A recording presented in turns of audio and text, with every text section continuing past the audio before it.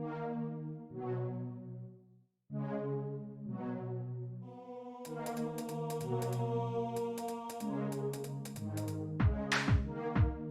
welcome to Nycos. Is the name of the game.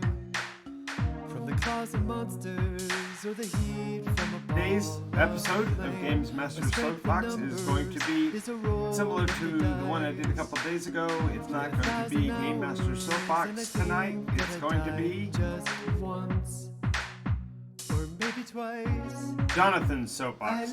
And the reason why this is so important to me is I want to thank you for being here and watching this video, and I want to make sure you understand this message is specifically for you. I realize that oftentimes you get on a video and you have no idea what the message is about or who it's for, but I'm letting you know that it's exclusively for you. Alrighty, so today we're going to talk about a bunch of things that I believe that you absolutely need to hear, no matter what your walk of life is. This is being broadcast in the Dungeons & Dragons channel because this is where I live, but this message is for you wherever you are. So here we go. First of all, something you need to know is that in order for you to learn, you must be a teacher. You have to express to other people how you receive information. So much of the time we spend our lives trying to understand how to get to people, how to comprehend, how to become part of their lives. And it's so hard to do when we don't have a way to communicate. And so we have to find ways to teach others how we communicate. And I believe that one of my ways of communicating is through video like this. So I hope this message gets to you and you get that part down clear. This is about how you can be more and do more. So the next thing you need to know is that the process is more than just gathering information and letting it wash over you, and it's going to somehow osmotically filter into your life and you're going to be successful. No, you have to listen. And by listen, I mean open your heart, open your mind, open your eyes, take in everything that is coming at you. I know that I'm coming pretty quickly because I'm excited about this information, so it maybe feels like I'm pushing into your life, but the reality is you need to accept it and draw it in and listen to the words that are being said. You also need to engage your brain, which means you need to contemplate, think about what's being said. You need to consider and hold these thoughts and put them around in your brain so that you can see what the person's trying to say. Because just as you need to teach others to be able to learn, you have to learn so that you can teach more. And so this is my endeavor to do so. This means you need to be able to visualize and contemplate and hold in your mind and heart the words that are being said and figure out how they can fit, because there's a reason why this message is coming to you, the reason why you clicked on this video. So let's talk about that. But before we talk about that, we do need to realize that when you have an idea or a concept or something and it's burning into your brain and you don't know what to do with it, write it down. Put it out of your mind by putting it onto paper.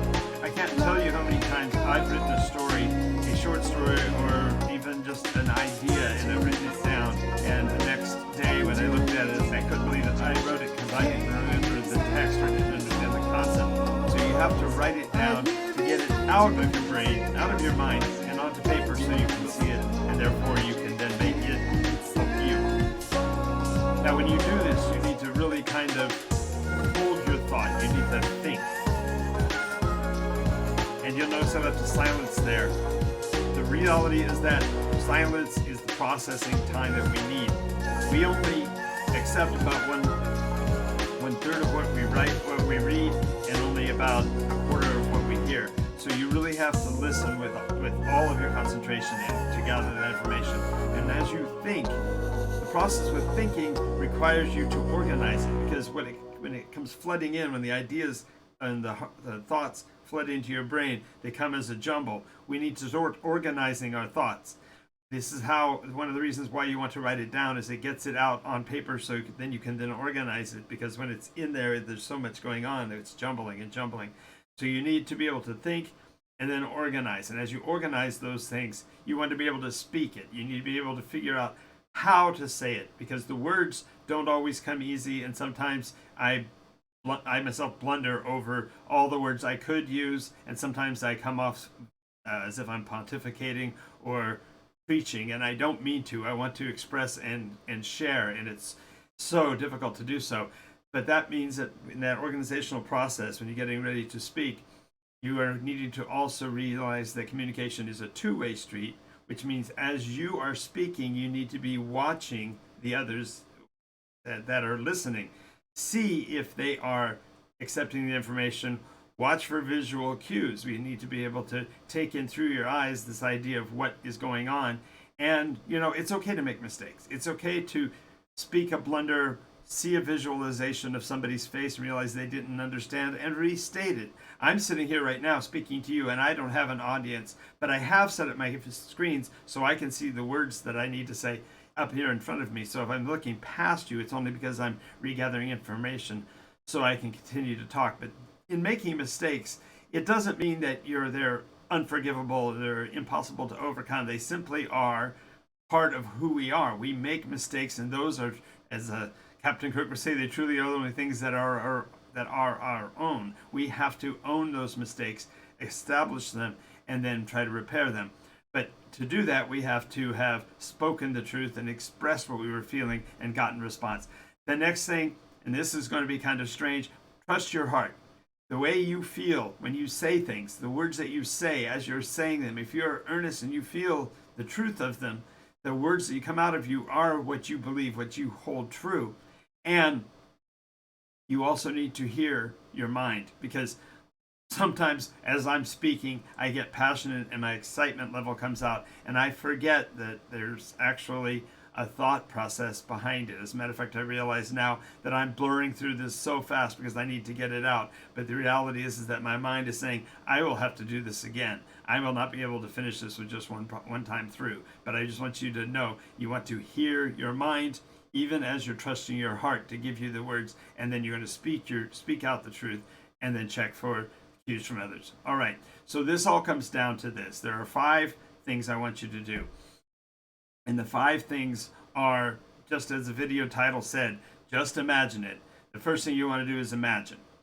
Hold in your mind that which you're trying to express.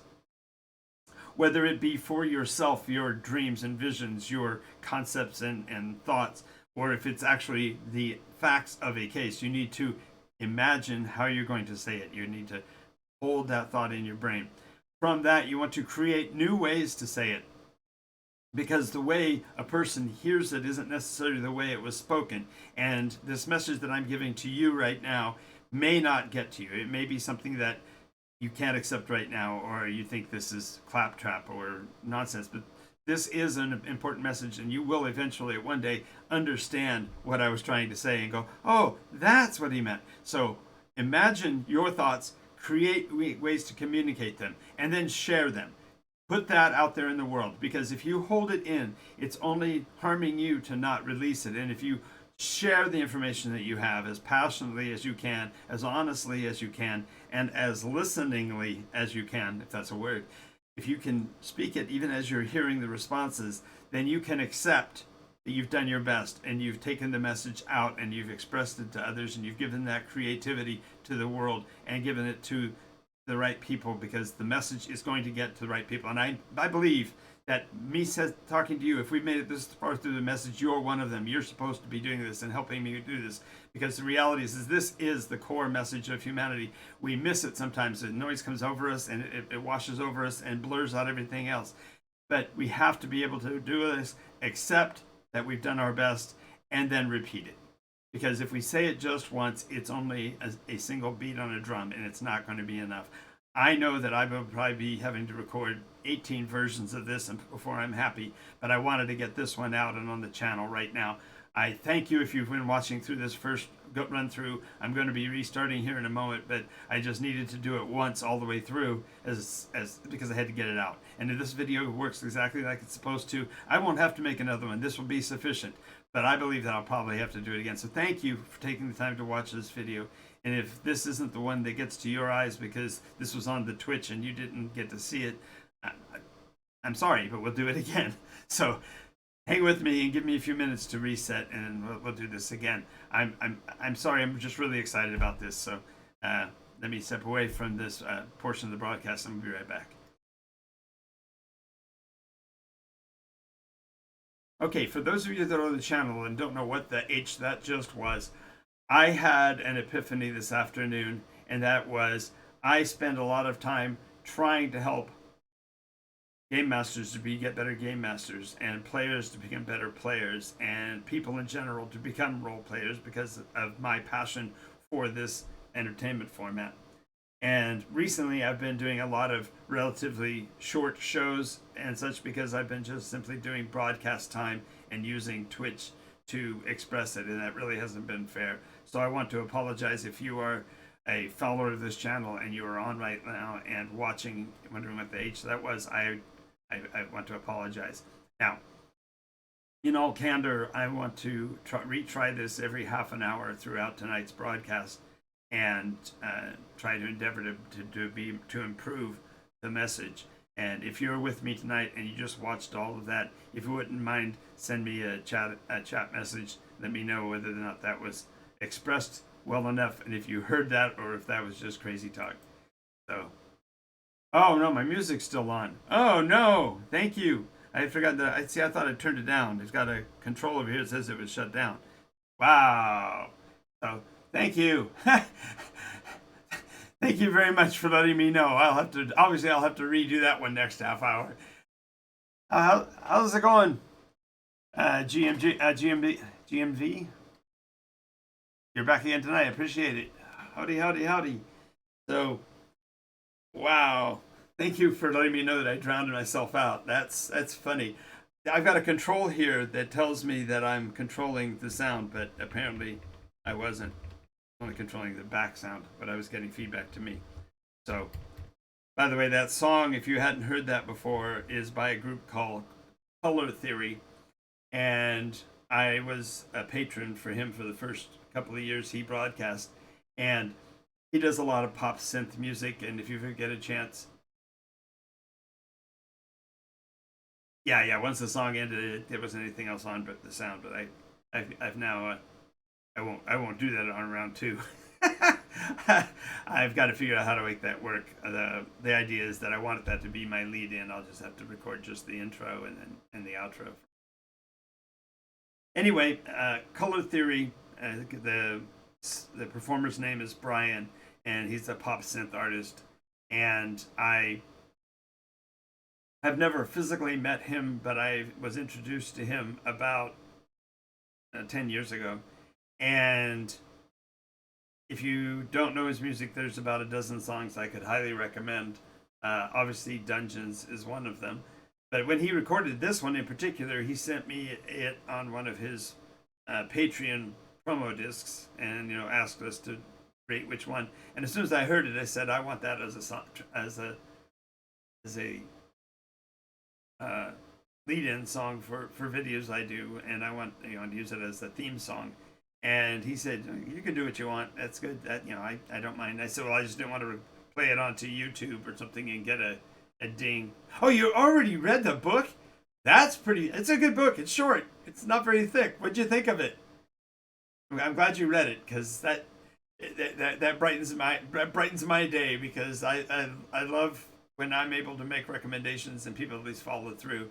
Oh, it's only 64 pages? Yeah, I don't know if you know, that was when he originally wrote the Screw Tape Letters, I believe they were serialized, and he put them out in like Harper's Magazine or something or other.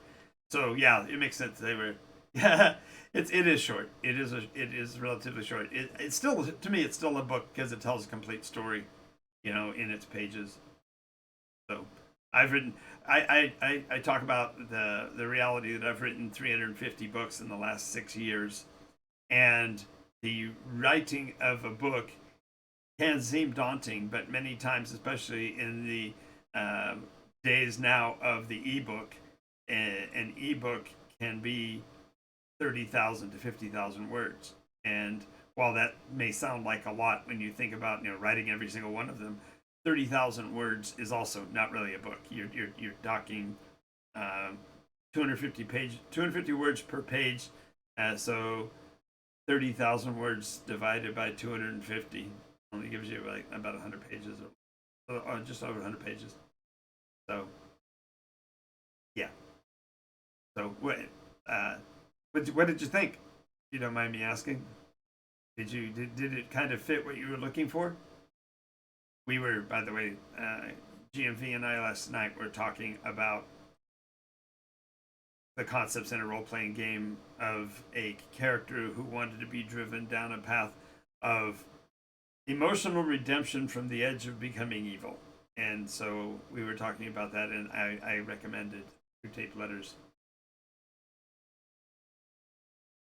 Right, exactly. See, I was writing, when I was at my peak, I was producing 12,000 words a day, so I could do an ebook in 2 to 3 days. So I was working on 5 to 7 books at a time when I was at full speed writing. And that was kind of fun because there were so many different categories. I was a freelancer, and so I had 2 or 3 different editors that would throw me concepts and say, "Can you do this? Can you do that?" And so, at the quickest I worked, I generated 7 books in a week, and well, no, 7 books in 2 weeks, and it about killed me because when I got done with the 7 books, 2 of them were westerns, and when I got done, I'd actually written 3 westerns, so I had an extra book left over. So at the speed of 7, I wrote 8. And so I was able to then turn around and write and sell that one really quickly. So.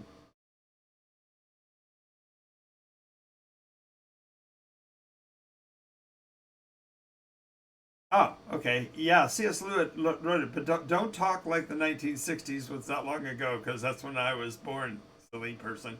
So, so C.S. Lewis wrote it in the 60s, and the language was tad hard to follow then. Oh my goodness, you want an example of that? Go read Moby Dick. Oh my goodness.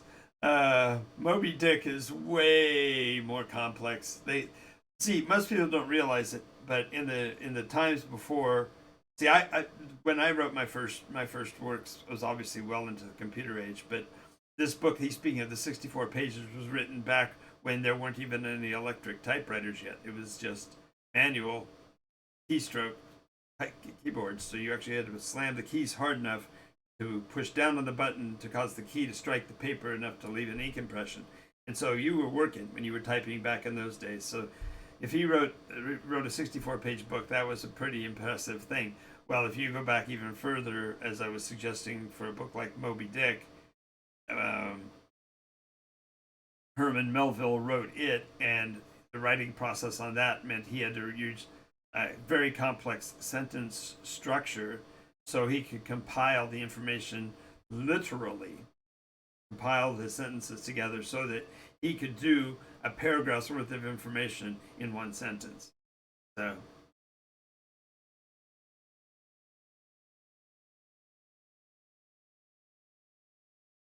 Oh, nice.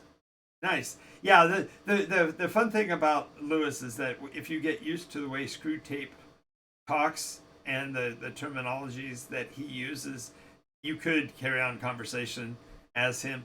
Now, I'm not a big advocate of the computer environment age, but you can find software, I'm sure, that could take text and convert it to a theme, and therefore you could say, write this in the order of Screwtape, and he could rewrite your script for you that way. So, yeah, that's true. That's true. They don't have to slow down. They don't have to worry about their fingers and typing. They wave their fingers in the air and it's suddenly scratched onto somebody's tattooed back or something. So. Anyway, I'm going to run to the kitchen and grab myself another carbonated beverage. Oh, I still got one. I thought I was dead. It's not. Because I need to do another one of these half-an-hour run-throughs in a moment.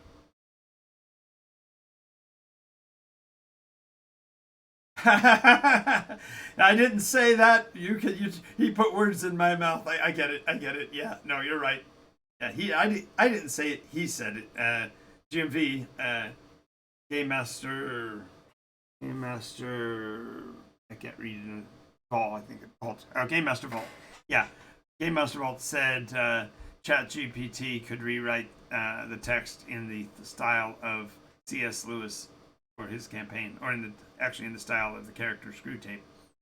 Yeah, that would be definitely a fun way to do it. Quick, quick. Our world's changing so fast, we don't know what we're going to do with it in the ultra long term anyway. So the software is coming at us hard and fast. The really smart people in the world are warning us to calm down and pack and slow down.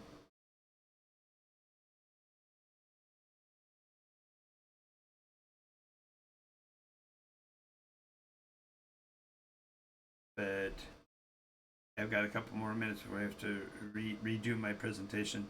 I hope it's okay if I run through that a second time, because I really want to get that message out. I can't imagine, I can't explain clearly enough that I literally woke up with the message in my head.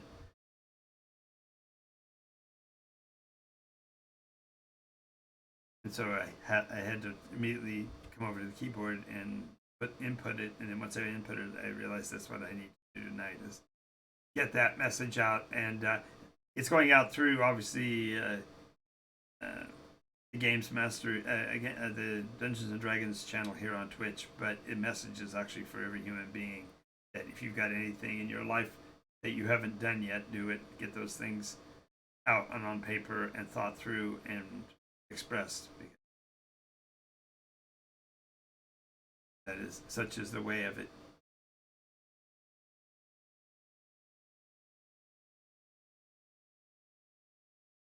So with that, I've got 5 minutes.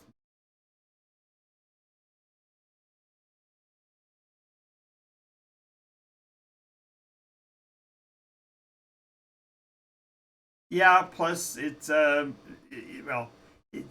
process of Googling something required a certain understanding of the its algorithm, so to speak. So Chat GPT being able to communicate in seemingly regular English, I'd just be cautious with it, only because I have some associates who have had issues with it prevaricating on occasion, because it perceived of an era of creativity, and to it, creativity was the liberal borrowing of things that it had read. So be careful with that. I wouldn't use it for anything you're going to put into print. So if you're only doing it for your game session, then sure, why not?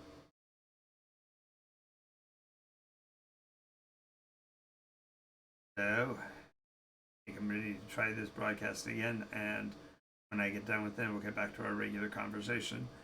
And so change the screen back, and I'll be right back. See.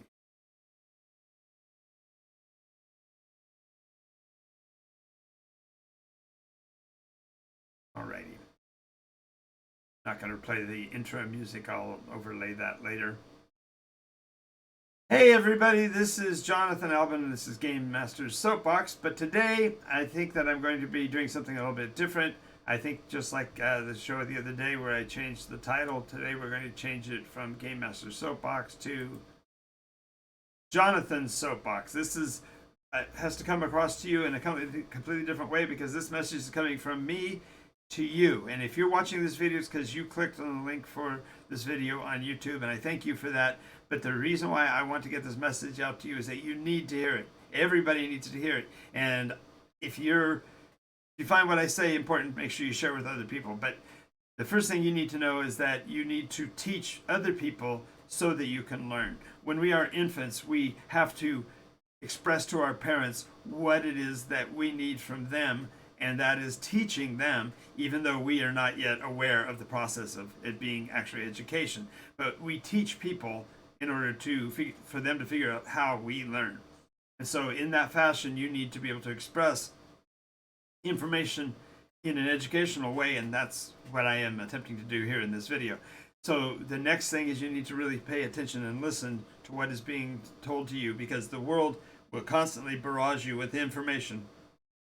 There'll be floods and floods of stuff coming in. You have to really be able to listen for the parts that you need, and then contemplate how what you're hearing correlates to what you already know, and then establish it in your mind.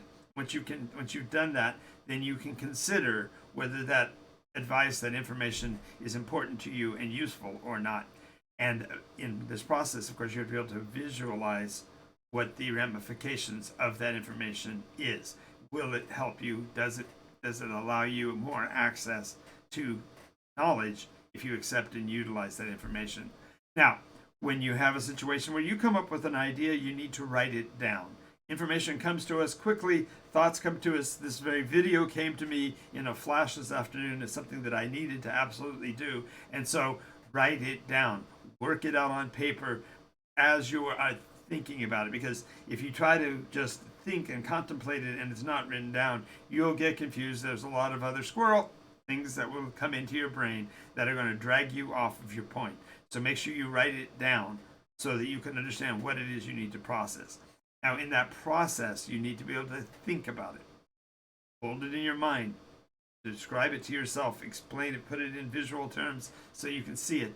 But then you need to be able to organize it. And this is one of the reasons why it needs to be written down, because it's far easier to organize the pieces when they are not all jumbled up in your head. So when you've written them down, then you can start to organize them. Once you've organized your thoughts and you've gotten the message defined as you want, then speak it. Get the message out. This video is an example of what I'm talking about. I had the thought this afternoon. I took a few minutes and organized them, put them into the notes format, and now I'm presenting it to you because it's so important that you do these things. And it will change your life if you do these, because you'll be able to learn more rapidly and share more rapidly and gain more energy and more life out of everything.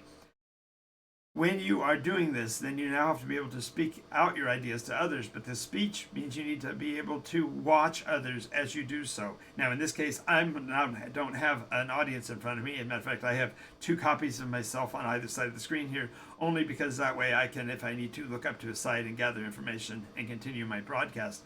But the idea is that you need to be able to get feedback from your audience. Is what you're saying getting across to them? Are they accepting what you're saying? Are there nods of agreement or head shakes of lack of agreement? When you do that, take cues. In other words, if you were saying something and the audience is looking clearly lost, then take the cues and change things. Maybe you made a mistake and realize this is really critically important. Make mistakes. It's okay to make mistakes. As Captain Kirk once said, mistakes are truly the only thing that are our own. When we accept those things, make the mistakes, and then change and transition from that, we become more useful and more powerful in our message. As a matter of fact, in this case, this message is something that I will probably broadcast 2 or 3 times before I get a final copy, final version that I feel comfortable enough getting to you. So by then you'll have a decent, coherent message from it. But realize that as you do so, you need to also trust your heart. We have a message within us that we want to broadcast every day. If there's something that we need to express, whether it be our love for our loved ones or our compassion for the world or our frustration with the situation, we need to express that and trust our own heart, our own intention to make sure that we are getting out the message that should be gotten out. And listen, hear with your mind as well, because as you say things, sometimes you think it emotionally was saying the right thing, but if you listen to your words, you're immediately going, oh, that might have been done better in a different way. So just realize that you can use your own words to train your mind to be more effective at getting information out. And all of this comes down to what I consider to be the 5 things that you need to do in life. And if you do these over and again, you'll see why they work. The first one is you need to imagine. Just like the name of the video, I want you to just contemplate, because in just the imagination, just the picturing of a position, you're able to kind of grab a hold of it and make it tangible for you. Therefore, the second thing you do is you create. When you create, you're taking those things that you've done and establish them in a physical way, whether that be a written document, a song you've written, a piece of art you've created, whatever. And then you want to share it. I have some very good friends who are really good at the creation process, but they sometimes feel intimidated or insecure, or they feel like they're not extroverted enough to get the message out. The reality is that sharing is how we start to get the effective feedback, because only doing it for ourselves, we're not able to get that message out in a coherent way, and it ends up kind of being jumbled because we're still not getting the feedback and we're not listening to the cues. The next thing is to accept. And that fourth thing, when it's I say accept, is that's accept not only what you've done as far as the information that you've sent out, but accept the feedback that you get, because it is in our humility and our ability to offer others the benefit of the doubt while giving ourselves that benefit of the doubt, and seeing our way through our problems, that we are able to get to the next part and get that message out, and to let know when we've got a final version and we can let go. So after probably one or two more of these tonight, I will be completely fine with this message, and I have accepted it. But also that leads to the fifth piece, and that's to repeat, because our lives are constantly in the creative mode. Whenever we stop being creative, we start being destructive, and we don't want to get to the point where we give away the farm, so to speak, because we want to protect the farm. So make sure that we continue to be creative, continue to expand and share your message with the world. Now, I'll be doing this again in another half hour or so, so thank you for your attendance to this time.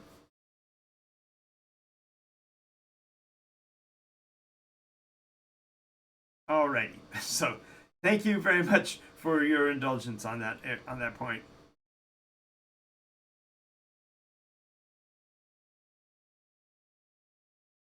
Oh, cool.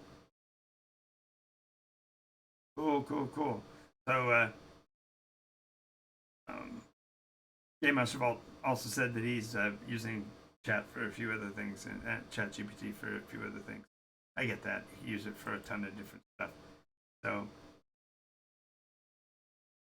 alrighty. So, now I'm done with that. We can get back to our regularly scheduled broadcast. So, if you wish to join up with the chat and have this conversation with me, feel free to do so. I'm creating a new video, and I'm pretty passionate about it.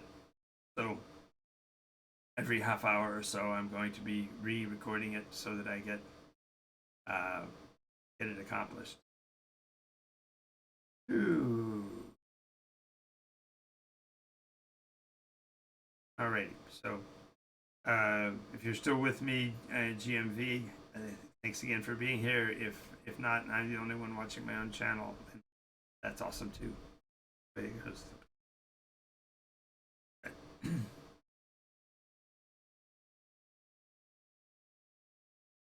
I tell you this message. Let me switch it back to this message. When it came to me this afternoon, kind of hit me like a ton of bricks. It was really kind of eye-opening to have it hit so hard. Usually when I get those kind of inspirational messages in my brain, I don't have to react to it. I can just live functionally without it. So.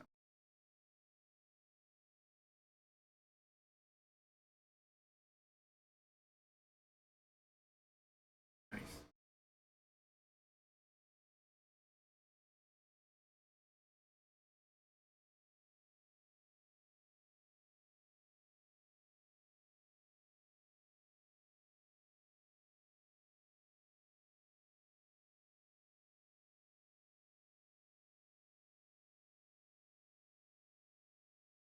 Well, quiet night on the internet tonight.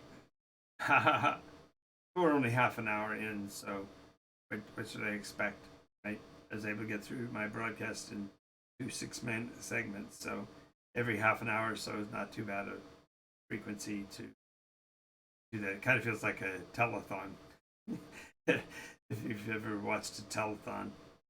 Ah, yeah, just us chickens. One of my favorite parts of Stargate, the movie. Young men's representation of Daniel as the chicken.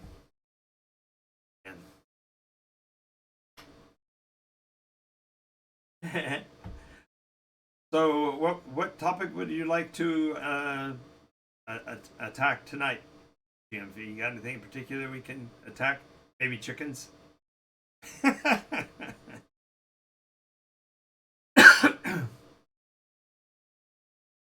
I didn't really, other than this message that hit me in the forehead, I had a completely different list ready to go on my other screen. We could probably switch to that. Yeah, we can switch to that and talk about that.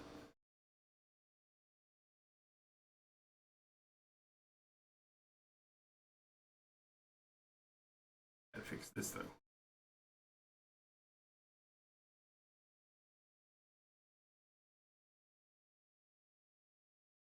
There we go.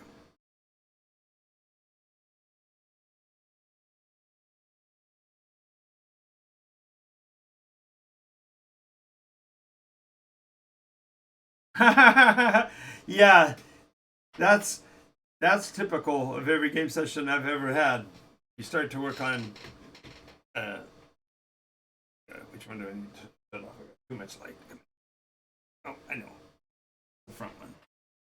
Sun went down, so I didn't need daylight, and so I had this too bright today. There we go.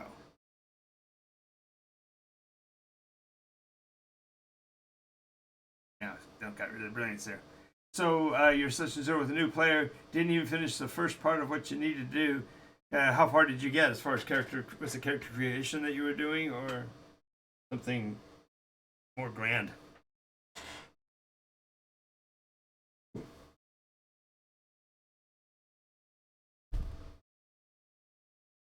I've got a session 0 I'm getting ready to do on my Tuesday group. As a matter of fact, I just sent out invites to people in the Southern California area, see if I can get a couple more people to show up for the Tuesday game at Board Game Paradise.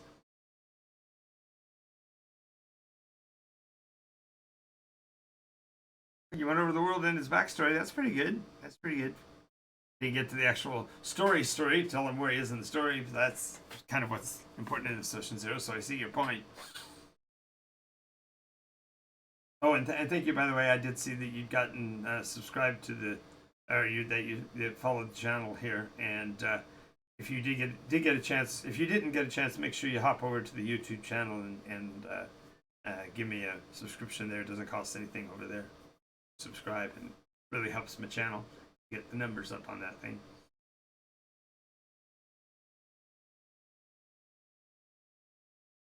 Oh yeah. Now, does Hero Lab charge a fee for character development, or is that something you can do without? I'm not familiar with that. I'm familiar with Hero Lab. I knew Hero Labs as a company back when they were doing the card vault and things like that, but I didn't know about their Hero Labs processes.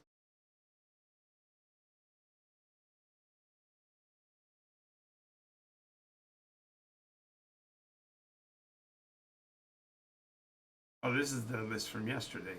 This is.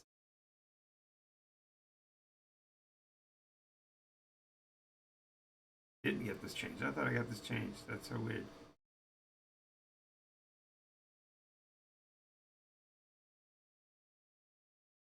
Oh, that's fair. Your players then can access it through your link. They don't have to buy their own. That's pretty nice. Oh, cool. Yeah. I met Lisa Stevens back before Pathfinder was even a company. When I was working with GAMA, the Game Manufacturers Association, I worked with all the people, upper echelons at most of the RPG and tabletop companies, from Mayfair and gosh, you name them all right now, and I did have to take my memory banks. Decipher was in there, and Fantasy Flight Games. Cool Minis or Not wasn't even a company yet. They were only doing miniatures back in those days. They were running a video. They were running a website, and they finally made enough money for them to start buying into the board games business. So.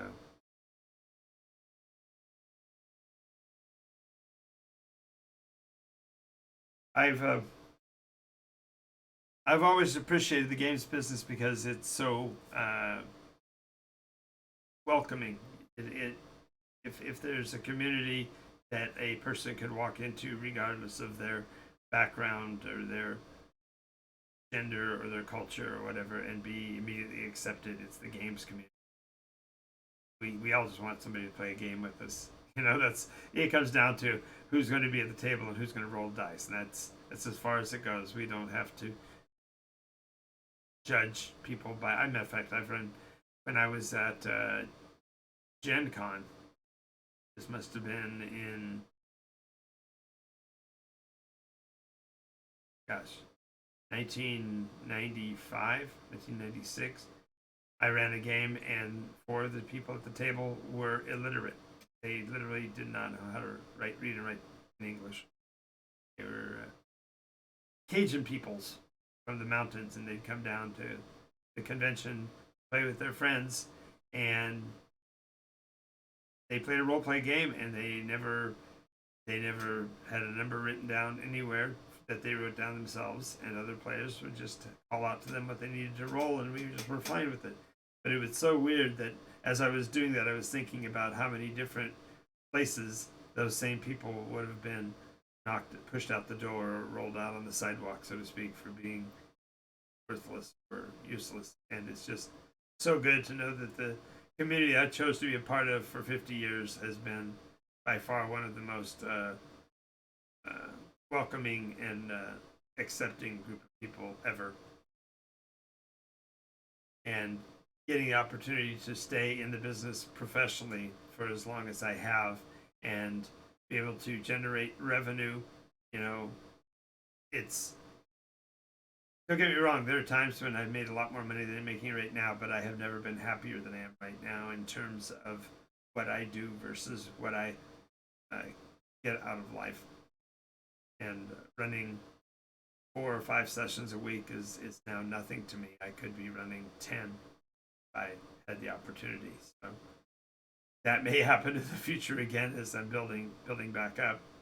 And if you are in the Southern California area and you're watching this video and want to become a part of a roleplay game live, my Tuesday night session at Board Games Paradise in Redlands, California has a couple of extra openings, and they do charge a table fee of $10 a week, but that covers the space at the store, which is kind of like renting a table space.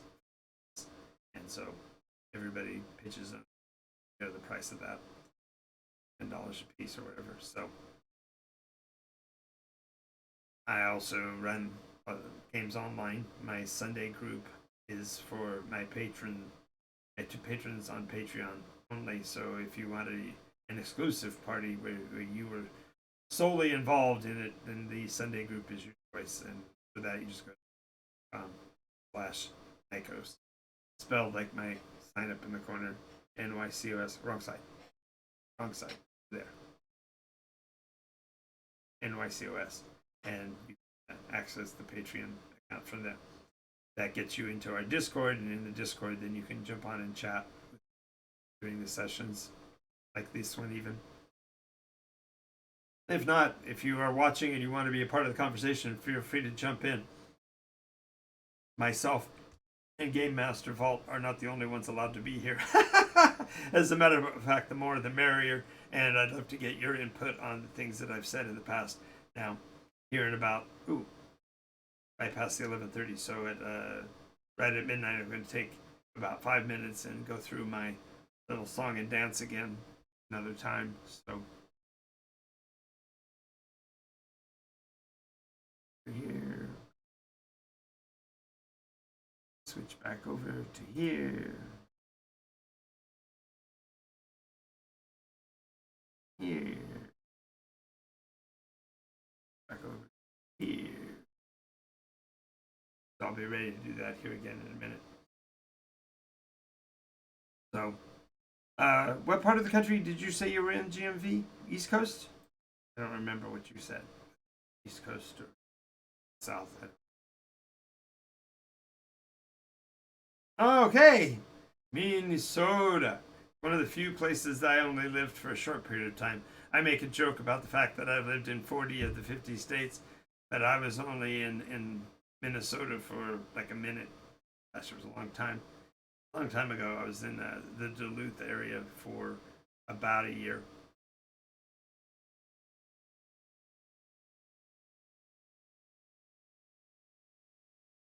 It's some cold country up there. Fortunately, I was there only over basically a summer and into fall. We didn't quite make a year. My folks moved a lot, traveled extensively. I went to 22 different grade schools and 6 different high schools across 11 different states, all told. That was before I was 18, and then after that, I joined the military, did some traveling then, and then once I got out of the military, then I did kind of go hog wild and traveled a lot.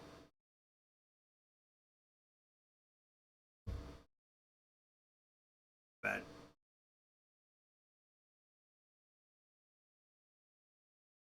I tend to, if you haven't seen the show before, the soapbox, I tend to get up on a soapbox and rant for a while.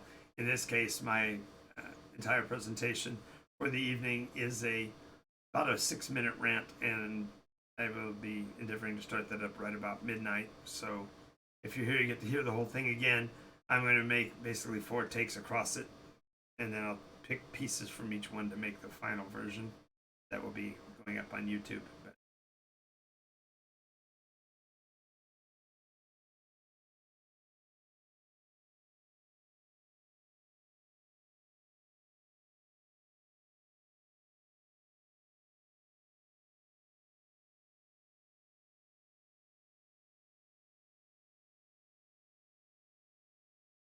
Alrighty. So just like last night, GMV, if you get an ad starting, let me know, and if there's anything that gets said in the moments when you're stuck behind the ad wall, I'll read it or whatever. I'm trying to think of what year it was that I was in Duluth. It must have been 2000, no, 1996. 96 into 97, a while ago.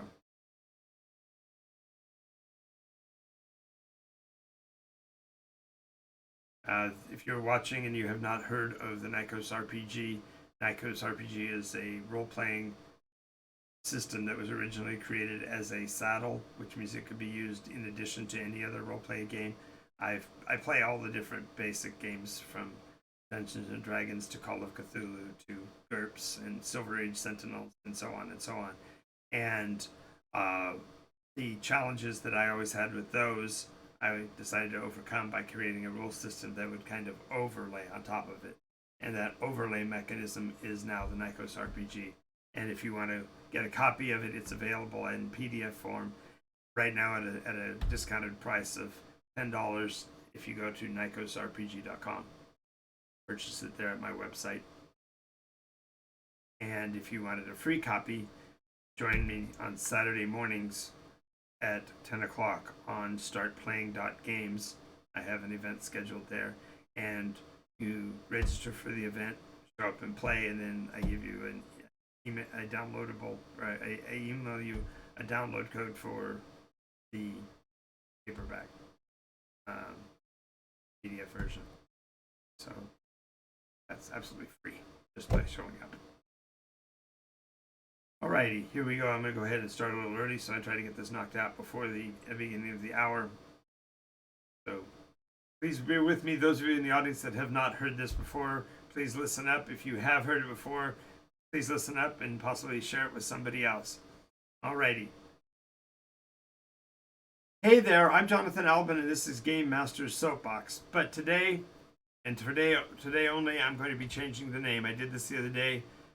You change out the title, and today we're going to be changing the title to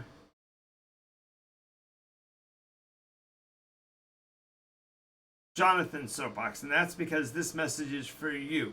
If you clicked on this video, then it's meant for you, and I'm going to be speaking only specifically to you, and I want to thank you for taking the time to listen. You need to hear this. And what you need to hear is that there is a process by which we can accomplish everything in the world. And it comes down to the issues we're going to talk about. And it'll end with 5 simple steps to doing that. You need to learn to teach. You need to be able to teach people before they can learn, before you can learn. Wow, I'm having time this time. You must teach before you can learn. And what I mean by that is all of us are, as human beings, have means and methods for taking information in, and each one of us is unique. And so the process by which we learn is something that's unique, and we have to therefore be able to teach others how to reach us with any information that we want them to help us to internalize. This means that we need therefore to learn how to do that, and to do that we have to listen. We have to hear what is going around us, and this hear is not just with your ears, it's hearing with your eyes, taking in and contemplating and recognizing everything that's coming into your world. You need to contemplate it. You need your brain to access that information, turn it around, and figure out how it fits into the worldview you already have, and therefore be able to access it. You need to be able to consider all the options of what that information might mean and how it could help you. And then we also need to visualize and figure out what that world would look like if we did accept that information and internalize it and use it in our future lives. Whenever we do this, it's going to open our brains to the idea of creativity, and we will need to write down whatever thoughts we have. The biggest challenge with thoughts is that they hit us fast and hard and continue flowing in. But when we have a concept that really grabs us and focuses our mind, we need to write it down, because that's the only way we can actually start to do the second part. Because when you write it down, then you can actually start to contemplate it or think about it, because you can then see it on the piece of paper and recognize how the pieces flow together, which allows you to start to organize it. This video actually comes from the fact that I actually had an epiphany. I was actually taking a nap, something struck me, and I realized I had to get up and put this on a video, and to do that I had to put the notes together, create this outline, and get this information out to you. So you have to organize it, and then finally you need to speak that truth. You need to get the concept out in front of others. Now, in my case, I'm doing it through this video, and I want to thank you again for taking the time to watch it. And if you like what you're seeing, make sure you share it with others. But the point here is that you need to, in order for the message to get out, you must speak it.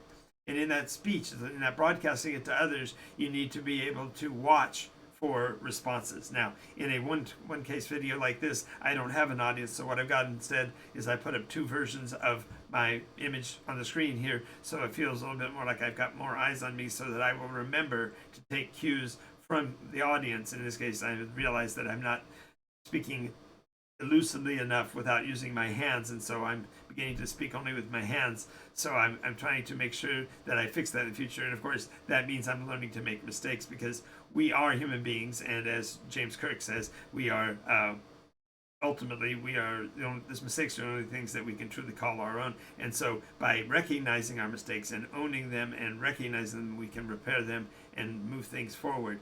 Now, this means we need to be able to trust our own heart. What we feel is being heard or seen by watching other people's cues might lead us to change what we're saying in terms of the words, but we want to trust the message, trust the words, trust the heart that we put together with it.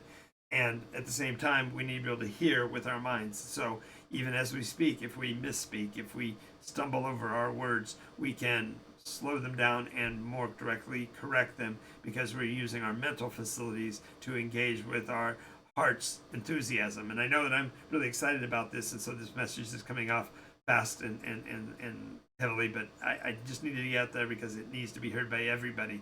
And I know that I'm putting it out on a Dungeons and Dragons channel, which may feel like the wrong place, but quite frankly, since the people that I engage with almost on a daily, well, definitely on a daily basis, are role players, this is the right place for this. And what this means is that it comes down to, there are 5 steps, 5 things that you really need to do, and all of this information that I've given you before this has led up to this. Number 1, imagine the message that you have to give. Imagine what it is that you have, whether it be your campaign's theme, or whether it be your birthday address, or your college graduation speech, or whatever you're trying to create. You've got to imagine it first. Let it fill your mind with ideas of what you can do. Create. Put those into text form, or perhaps maybe you're an artist and you're going to paint or whatever. Just realize you need to get that done. You need to create You need to share that with other people. And that means the feedback loop I talked about, express it and receive information back. And the fourth, you need to accept the value of that information, both the feedback and the evaluation of their hearing of your response, because then it'll be important. And finally, the fifth one, repeat. You definitely want to hold on to all of that and push the message out on a repeat cycle, because life is always creative. If we are not creating, we are in the process of beginning to destroy. So always stay on the creative side, do these 5 things, and your life is going to change like mine has. Definitely want to look into that, and thank you for your time watching this. All right, that one wasn't so good. I'll have to do that again next half hour, but thank you for letting me blurt through that really quickly. All right, so we are continuing our conversation with GMV, Game Master Vault, and anybody else that would like to be a part of the conversation can just jump in and join us in the text chat. I'm open to that, and if you are a member of our Patreon account, you can simply sign into our Discord and pop into the audio channel and say hi that way. As this is not intended in the long term to be a full-on one-side only soapbox. I intend for there to be an immediate rant or immediate enthusiastic presentation like this one that I'm doing now. But then I'm also going to be opening the floor to Game Master suggestions, ask me anything kind of a mode. I've been storyteller and Game Master for nearly 50 years. I started before the game was actually published. I had a friend of mine whose grandfather was Dave Arneson, and so I got to play it before it was published. And so I've been doing it nonstop for all of that time as a storyteller, and the number of game years that have been played through in real time is about 12,500 years in game time, but in actually playtime, each of the campaign arcs is roughly 6 years. So 6 years we've run through it 8 times, 48 years, and then we're now beginning the 9th iteration on Mondays and Tuesdays. Thank you very much for letting me go through that broadcast. Now, if you are on the channel and have anything you'd like to ask or talk about, feel free to put that in the chat, because the list of things that I have on the screen now are my little 5-minute broadcasts I want to do each hour or so. So I'm more than willing to talk about anything else you would like in between.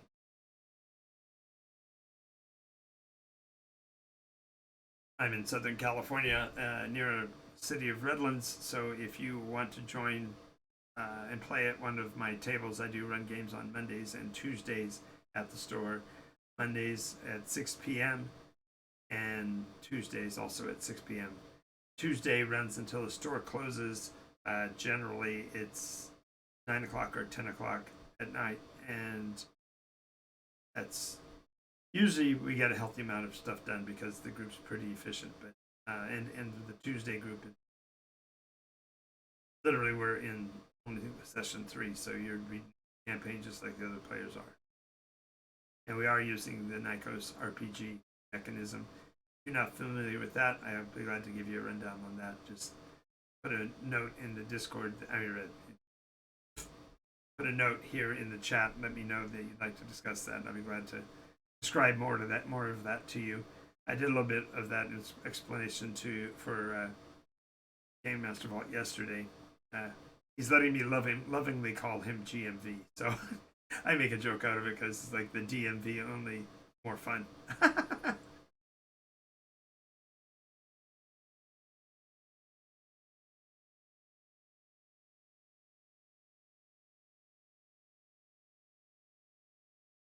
I did my broadcast a lot faster that time. Got it done in less than 10. That was good.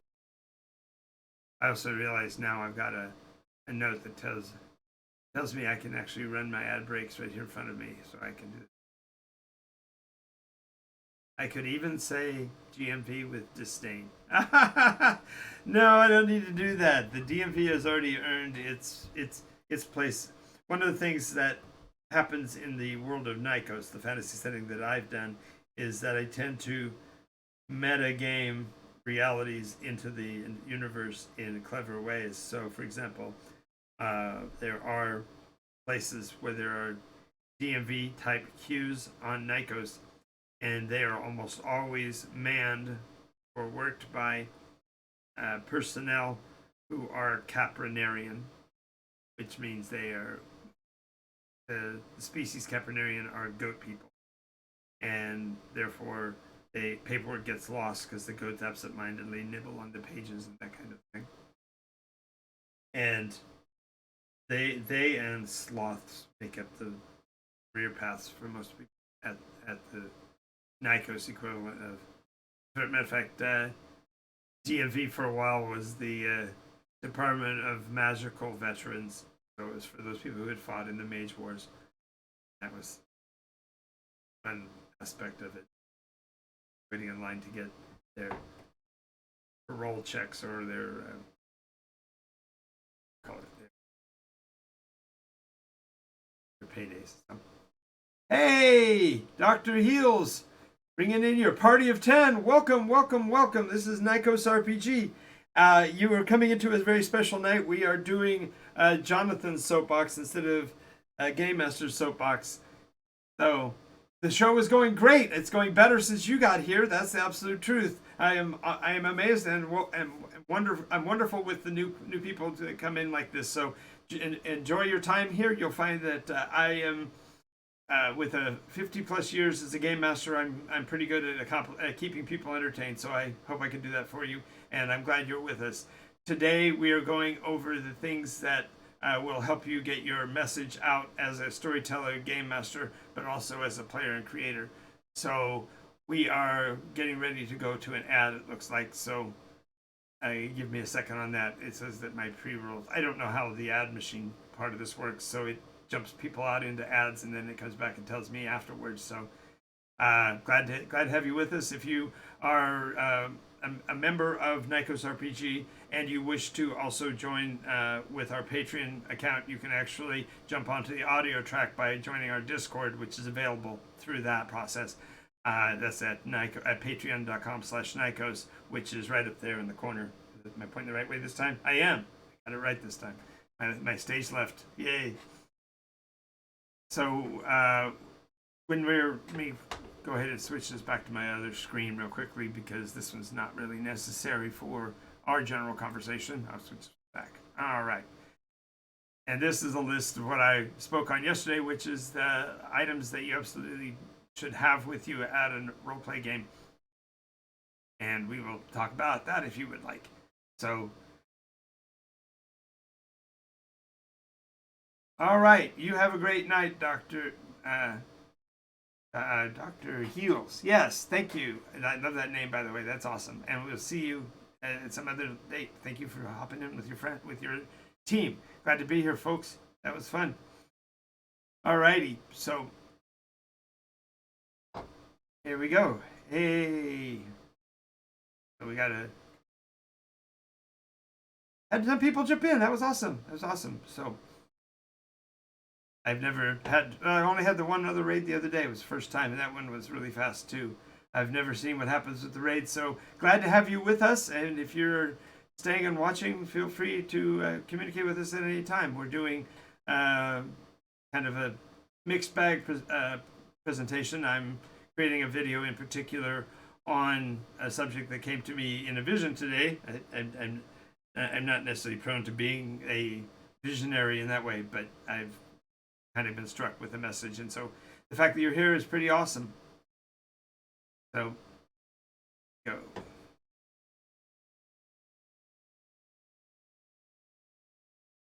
Alrighty, so gosh, that was exciting. Never been, I've only rated once before, so this is fun. So what would you like to talk about? Those of you that are joining the channel, GMV Game Master Vault has been on the show with me now 2 different days in a row, and we've had some great conversations. And I prefer a conversational tone rather than to sit on a pedestal and pontificate. Yeah, and in chat, just like that one. Yeah, so feel free to just say anything. Hey, welcome. Oh,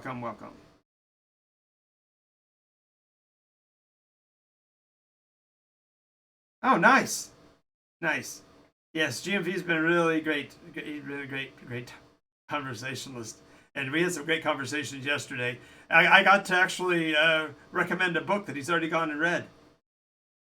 Well, thank you for that. Thank you for that. I take that as an honor as well. And it recommends GMV quite strongly. So, and I even know what an S tier friend is. I only learned that because I also play a couple of video games. They're not my forte. I much prefer tabletop roleplay games over just about anything else. Although the online roleplay games are pretty smashing as well. I tend to run theater of the mind. If you're familiar with that concept, that there's not there when I started, back in my day when the game was brand new. Oh, the message tonight inspired this. I was taking a short nap getting ready for today's show, and I had a presentation all lined up in my notes and stuff. And when I took my nap, I was awakened by a compulsion to create the message that I have on the other screen that we were just looking at. Oh, nice. Nice to meet you, Tio. That's awesome.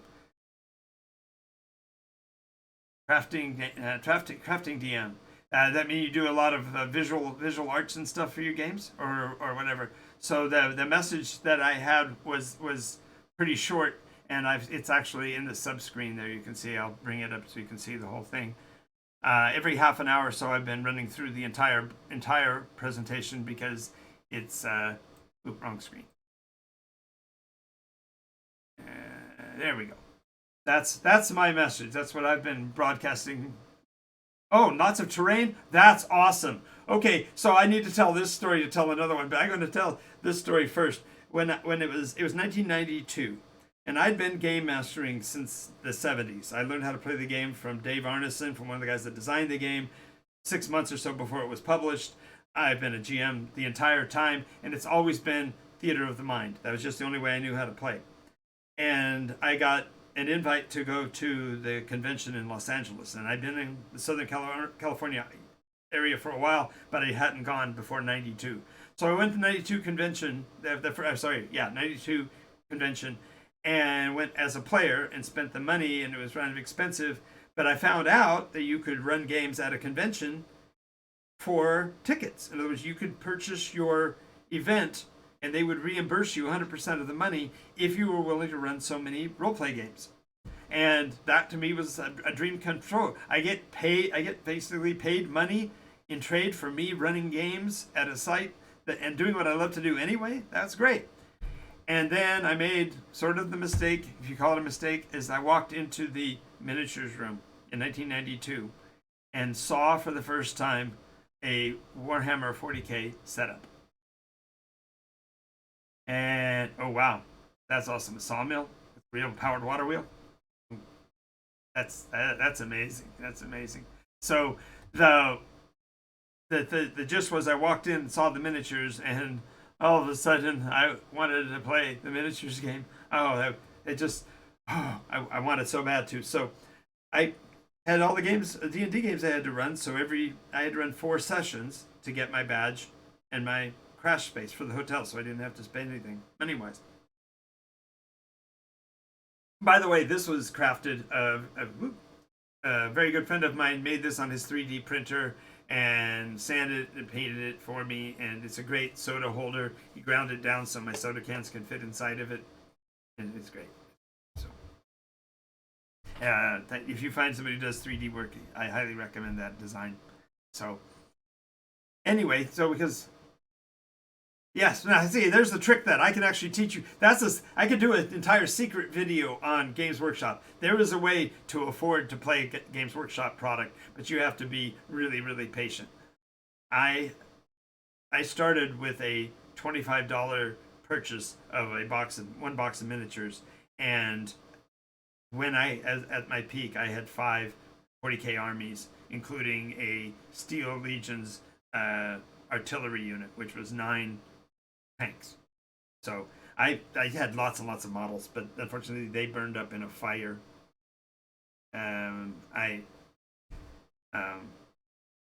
of my stuff was in a storage unit, and apparently the storage unit next door was being used as a meth lab or something or other, so it burned to the ground and destroyed all of my. I had 750 board games and 5 armies of 40k armies, and I had a full fleet for I had every fleet for Man of War and things like that. So yes, bad subject, but that gets me off my original story. So I walked in, saw the miniatures, said I want to play this.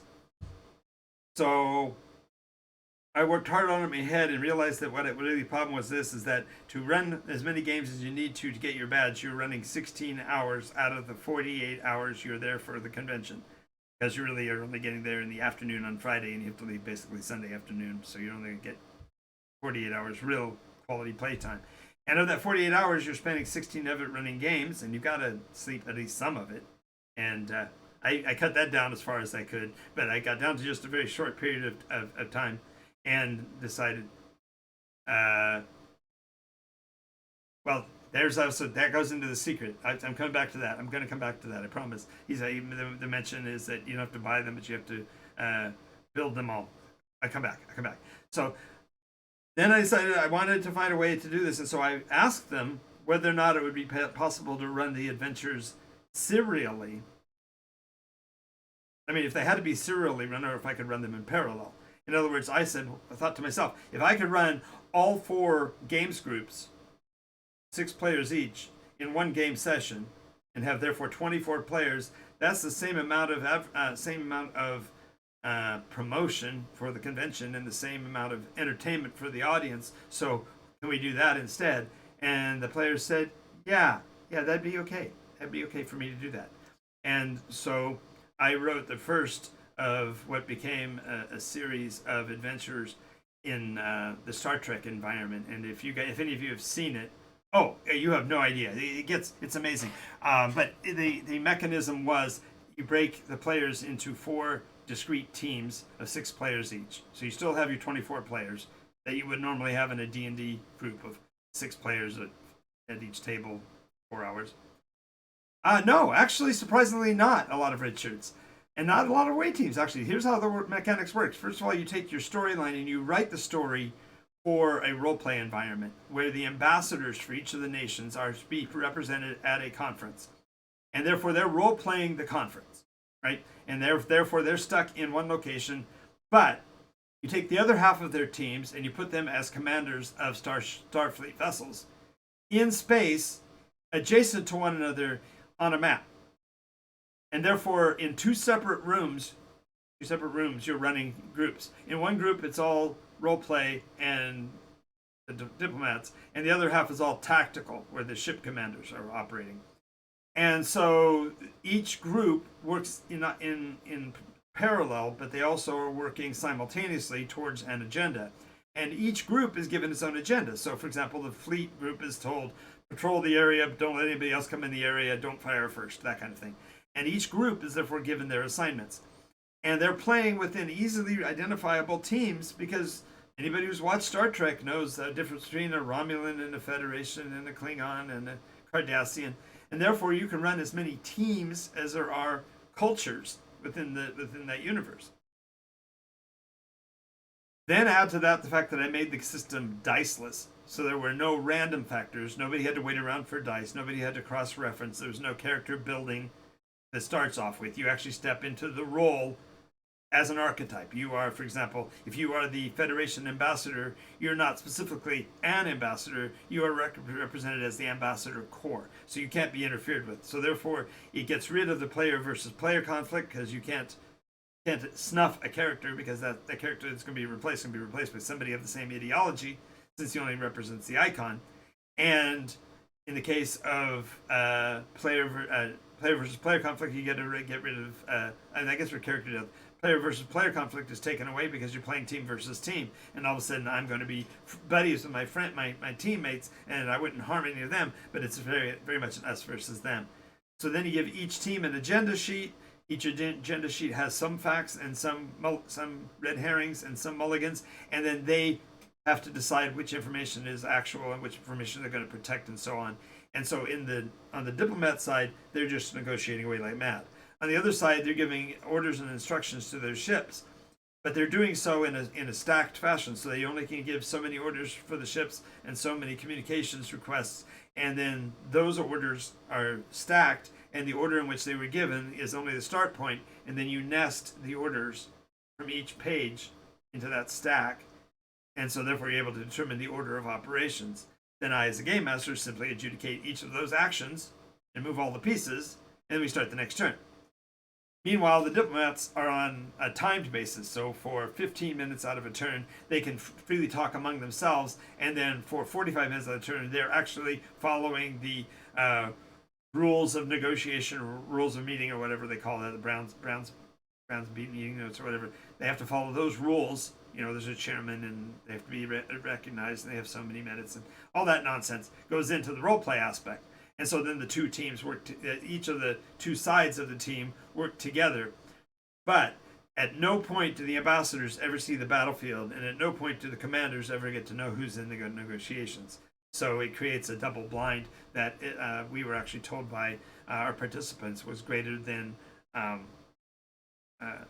the Naval War College as far as the fog of war. And so with that mechanism in place, then I could actually sit down and run one session, all 4 groups, in 4 hours, and that would give me 44 hours, right, to play miniatures. Dream come true. This is fixed, right? No, because the very first time I ran it, it was so popular that got immediate demand for me to run it again and again and again and again, so that by the time that first weekend was over, I had only slept 6 hours out of 48. I had run the very same game over and again for the other 42 hours. So I was baked. 7 sessions of 4-hour games, and I was baked. And so, yeah, I clevered myself into a challenge. But then it became a challenge for me, because each session I would write a game, because every single time after that first session, every single time frame was booked. I had, if I wrote the adventure for 24 players, I got 24. I challenged myself and wrote one for 30. I had 30. I wrote it for 36. I had 36. The largest game that I ever ran using that system was 107 players at the same time, but it was over a 7-hour game time, and it literally included every species that was exigent as a valid group away species. So, yes.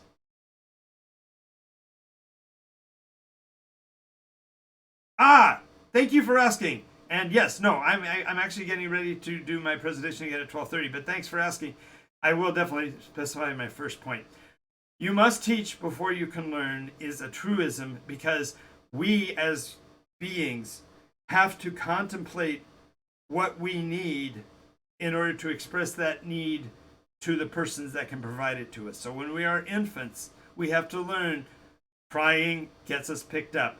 Wiggling a certain way gets our diapers changed or whatever. We communicate that information so that we can learn. We cannot begin to learn until we get the acknowledgement of our output. So as we learn to output, we learn to get feedback, and we process the feedback, merge it with what we do know, come up with a way. So that listen, contemplate, consider, visualize is the second step, because you have to learn to teach. So you teach other people, and in the process of teaching, we learn how they interact, and then that gives us the ability for us to create the feedback loop, keep communication going. And so that's the reason why I wrote it the way I did. You must teach before you can learn, meaning you have to express what you're lacking in communication. There we go. That's fair. Teaching brain surgery tomorrow. I didn't say what you're going to be teaching. If you're going to be teaching brain surgery tomorrow, you better start with the basics, like washing your hands. Okay? So if you're going all that way far back to teaching, eventually, I suppose you'd have to know enough, because if you notice that the whole teaching process means you learn it in order to teach it, in order to learn it, in order to teach it. So you have to teach others, and I'm using teach here really mean you need to be able to express that which you are trying to convey in a fashion that the person you're trying to convey it to can grasp it. Did that help, Tio? I hope that made that hope that understand.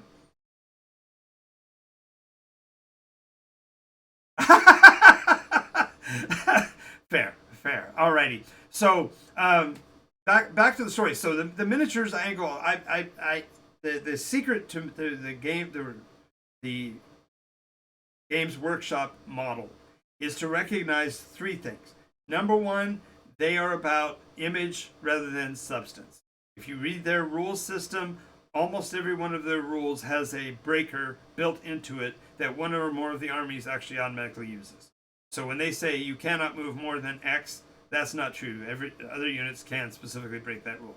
So just realize they're in it for the image. They want the visuals. So they want the paint jobs, the terrain. They want all of that to match their motif. Number two, Games Workshop's rules are British. And by this I mean World War I strategy and tactics. In terms of one army makes its actions, the other army looks at what the other army did, and then responds. So the way we used to say it is the first army makes all of its moves, fires all of its weapons. The second army moves and fires what it has left. it's an attrition-based mechanism that goes all the way back to World War I. The third thing about Games Workshop is that their models are built on a rock, paper, scissors process. Yeah, that sounds like a busy week. Yeah, definitely. Advanced structural cement chemistry. That's good. Tongue in cheek there, firmly tongue in cheek. That's very funny. So since it's rock, paper, scissors, if you are keeping up with the community of the 40K universe, I mean, you can tell which army is on the ins, on the way up on the structure, and which ones are on the way downs. Now, it's similar, if you will, to the trading card business, and this is where I have my purview. I was with Konami Digital Entertainment for the Yu-Gi-Oh brand for about 7 years, dealing with their retailer relations. And in that game, it literally is rock, paper, scissors. As each new card set came out, the newest rule set always favored the newest monster types, and the older monster types that were not in favor were downplayed. And so they had this churn effect, and they made it worse or better, depending how you look at it, by adding the ban list. And then Magic caught on to that idea and started doing a ban list as well. And so there we go, Insider Trade. That's you guys are having way too much fun in the chat. That's hysterical. But the that feedback, that ebb and flow of armies, is how you can build your army collection. So, for example, my first set, I didn't know any better. I bought Space Marines. And so Space Marines vanilla, I painted them the way I wanted to paint them, not the paint schemes that they recommended. So my guys came out looking like Mennonite ministers, black and white. Now later they invented the Black Templars and took the paint scheme that I used and made it formal and ramped the rules. So all of a sudden the black Marines, the black colored Marines with their black and the white emblems were highly sought after. And so I was able to basically trade my whole army away for two. Yeah, exactly. So I traded that army away, and I received back an entire orc army. Thank you. And I got an entire orc army, and they were unfinished, unglued pieces. And I got another Space Marine army for the same amount of dollars that I had in the original set. So now I haven't spent any extra money, and now I've got twice as many models. But the orcs weren't finished and completed. So I held on to them and didn't mess with them, but I went ahead and painted the second set of Marines. And the second one, again, I didn't want to go with their paint jobs. So you're going to like this. I went with mint green and chocolate brown. And so I had some of the black and white painted Marines, and I had these new green and brown painted Marines. So I called them the Oreo Commandos. So in the Oreo Commandos, you had your Chaco Division, which is all the original black units with white markings, and then you now have the green with the black markings and green with the brown markings, and those are the mint chimp Marines. So between those, they were all known as the Oreo Commandos. And the Oreo Commando army, then I traded away for an Elder army and vehicles to go with the orcs. So now I've got this massive, unpainted, unbuilt orc army, and at that point, the big army on the board were Eldar. So I didn't have any Eldar I could trade away or whatever. So I just held on to my what I had left of the orcs and finished building and painting them. But the third edition, when it came out, saved me.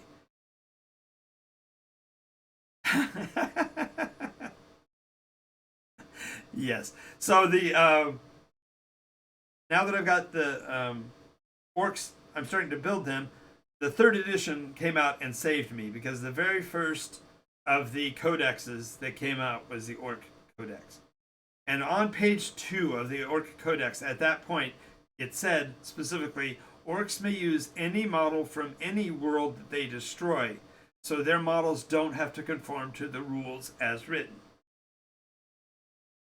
I was in heaven. I had a Hot Wheels motorcycle collection. My dad had been a Hot Wheels guy forever, and so I had all of these Hot Wheels motorcycles. I don't know if you've seen them. There's a street version and there's the chopper version or whatever, but they happen to be almost the right scale. So I glued my orc marines with their hands like they were riders onto the bikes. Yes, exactly, kit bashing par excellence. And so I built the Circus Maximus 40k orc army. And so my commander's name was Maximus, and he had the I made a styro top hat. He had a top hat, and I used one of the models that had been a squig hunter. So he had the big long squig whip. So I looked like the ring bearer. The ring leader. We call it band. We call it master of ceremonies for a circus. So I painted him in the red and black. Built out the army. I took a Fisher-Price Ferris wheel, one where the mechanism in the wheel causes the Ferris wheel to turn, and I mounted big shooter units in each one. A big shooter in the seat to fire it. I mean, an orc in the seat to shoot the big shooter on the front, and a grot gunner to hand him weapons so he could reload. And the idea is that the only units that I would allow to fire each round would be the one in the front, one on the top, and the one on the bottom. The ones that could fire forward. And then the ones on the back were reloading. And so therefore every turn I'd have 3 big shooters. So it was a way of doing a battle wagon off of a toy. But I built out a Lego ship, sailing vessel, pirate ship, put on the rigging. And back in those days, the ruling was orcs could be put onto any vehicle as long as the vehicle conformed to vehicle. Oh, feel free to share the link. Yeah. Go ahead. So I built the ship, and then I hung all the orcs that were on it. And back in those days, almost all of the models were lead pewter, and so I hung the pewter models all over the rigging. So when I pushed the ship forward, orcs wouldn't fall off. And so I could move 300 models, 300 orc models onto the battlefield with one ship model. It broke the rules. It totally was. I acknowledge it totally was a broken process. Now, most of the time I still lost because I'm not very good at strategy. I'm much better at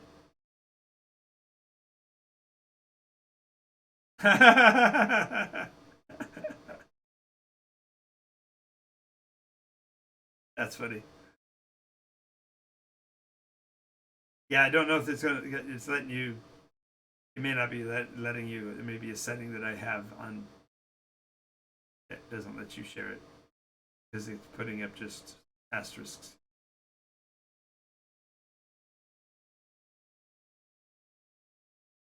Look and see whether it's working or not.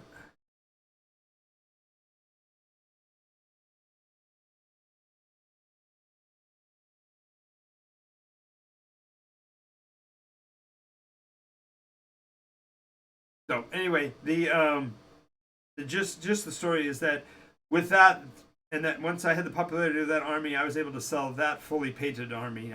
That one was one of the last ones actually fully painted. And I sold that army and was able to buy 3 armies of unpainted guys again. So the trick is always try to buy the army that is out of favor.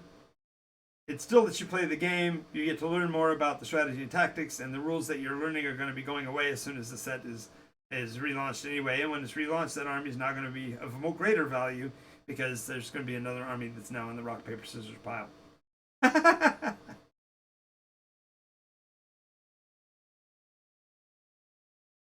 So that's the name of that tune. So that's how that works. And therefore, once you have built your army up that way, then you can stay with whichever army you want, or you can roll. And most of the players tend to roll. They have their 2 or 3 favorites, but they have an army or 2 that they'll be trading or selling on the sidelines.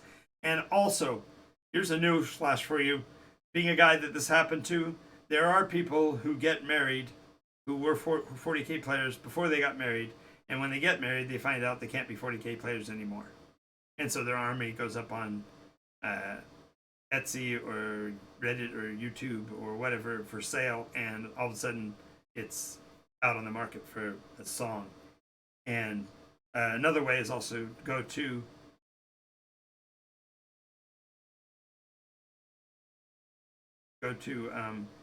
conventions, and inevitably there's one guy that came for his one last hurrah and has to get out of the hobby for whatever reason. And sometimes it's a sad story and you want to give him more money than he's asking, or there really is a guy who kind of deserves it. He overspent and is now trying to get his shirt back after losing his shirt on the run. So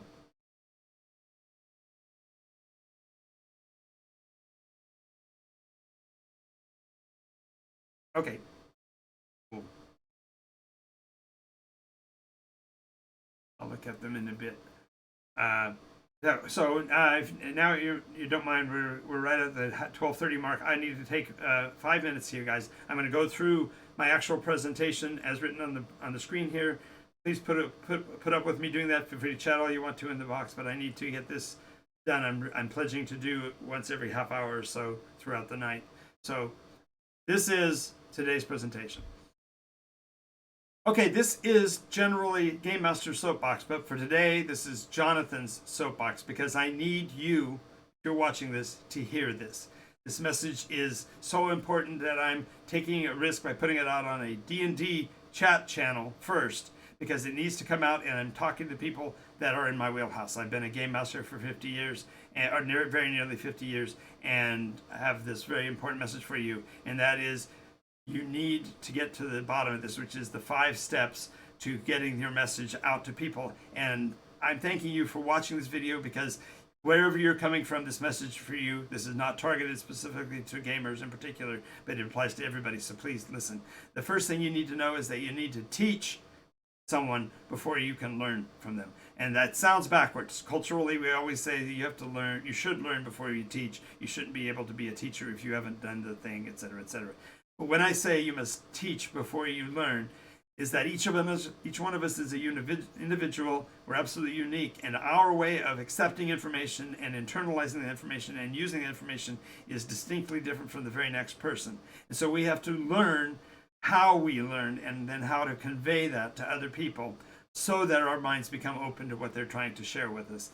Even as infants, we learn what we need to do. We need to cry to get picked up. We need to fuss to get our drawers changed or whatever. So the whole point here is that we have to learn first. We have to learn first how to teach. And so this presentation is about helping you learn how to express yourself and therefore how to teach. So to do that, you have to first listen. Now, in the case of the infant, the infant has to realize that if he fusses and no one responds, it means that the fussing isn't working. So change your tactics. So listen to what others say and try to internalize and learn on your own.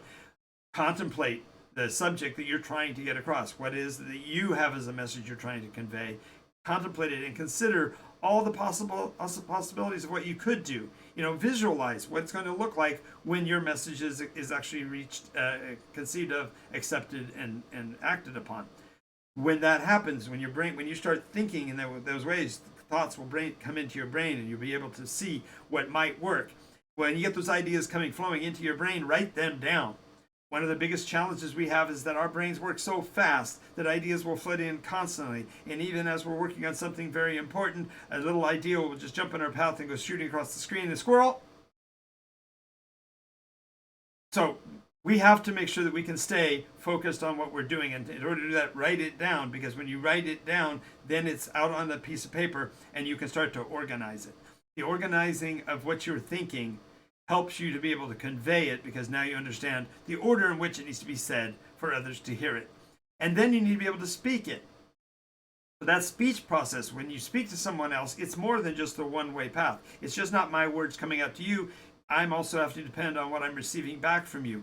So you want to watch for cues. Now, in this case, I'm speaking to a video screen, but what I've done to make it more realistic to me is I've put myself on two different parts of the screen so that I feel that I'm in front of an audience, and I know that I will get feedback. I'm expecting there to be information put into the chat while I'm on live stream, because I'm doing this live on my Twitch channel, but you could also send it to me versus the comments once this video goes out on YouTube, and I'll respond to it there as much. But the point is that you have to take cues from that, and you have to give yourself permission to make mistakes. Sometimes the way I present something is taken the wrong way, or it's misunderstood or misinterpreted, or it's glarbity-glurberty because the words I used didn't make any sense. When that happens, you have to be able to make the mistake. Let that happen so that you can learn from it as well, because that mistake is itself a feedback. Ultimately, you have to be able to trust your heart to carry the message forward. You need to hear in your mind not only the words you're saying, but what others are saying to you in feedback in order to make that message palatable to them. But it all comes down to this. There's 5 things that you absolutely must do in all of your life. The first one is imagine. I said that in the name of the video. Just imagine it, and that's the reality. You have to create it in your mind, be able to visualize it, see it, put your hands on it, so to speak, in an imaginary way. You need to be able to create it. Take that terminology and start to put it either into, perhaps you're writing a book, perhaps you're writing a song, perhaps you're sculpting a piece of art. These are all possible ways of creating. You need to share that art. I have a friend of mine who has, to his claim, he's designed 110 different games. None of them have ever been published. They sit in a file on his computer. That's not the full process. You need to share that information so that others can respond to it. And you have to accept both what you've presented out to the world as your message, but you also have to accept their feedback so that you can therefore improve your message and make sure that what you're saying is what you intended to say, and so on. And then finally, step 5 is you have to repeat this. Life is about creation. If we are not in the process of imagining and creating, we are in the process of destroying, and we don't want to fall into that. So always try to stay on the creative, imaginative side of things. And I want to thank you again for taking the time to listen to this, because it was really important that I got to say it. And now that it's out, I can go back to my regular channeled conversation. Thanks to you all, and I'll talk to you soon. All right.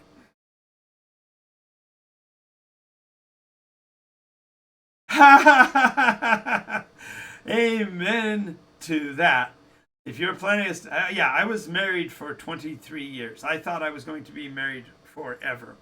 And I got married at a very young age. I was the mature age of 19. And I was married for right at 23 years. And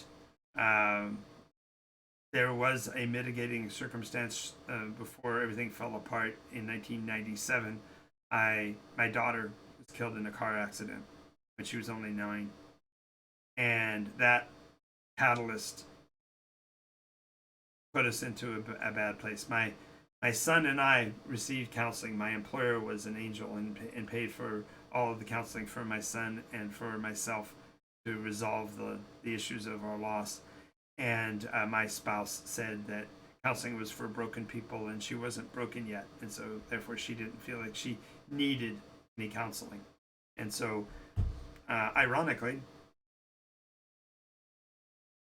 though we'd had challenges our whole marriage, because I was a gamer and she was a compassionate non-gamer. She played board games and stuff, but she was not a hobbyist like me. And even though for all that time I was married, even the very first week of our marriage, I still had a once a week role play game period. So I've been an intractable role player the whole time. But yeah, thank you.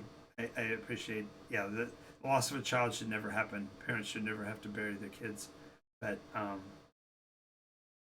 yeah, after 5 years, well, almost 4 years after the loss of our daughter, my wife had an affair. She had the affair for almost 4 of the 5 years afterward, after our marriage. So, I mean, after our the loss of our daughter, she started a year after, and I discovered it in, fortunately, one of the less painful ways. I found out by checking a cell phone bill and found that she'd been calling this person 3 minutes after every time she talked to me throughout the week. And when I looked at it, it was like, well, that's rough. Then I noticed the date on that bill, and that bill was from 3 years prior. So this person had been in her life for 5 years, from the time that we lost our daughter, so to speak. So it was rough. And so my son had already joined the Marine Corps. He was already in boot camp at this time. And he figured it out. He figured out that she was having an affair before I did. And it pitched me off to go look at the cell phone bill. And so we were empty nesting, and I had thought I'd already resolved it. I'd solved things in life because I was no longer fighting with her. We had gotten past our fights. Well, the reason why we got past our fights is she knew she was in the wrong, and that at any minute I might find out, and therefore it would all fall apart for her. And so when I did find out, I had always told everybody, and I even told myself, that if I ever found out that she was being unfaithful, that I would just go get a gun.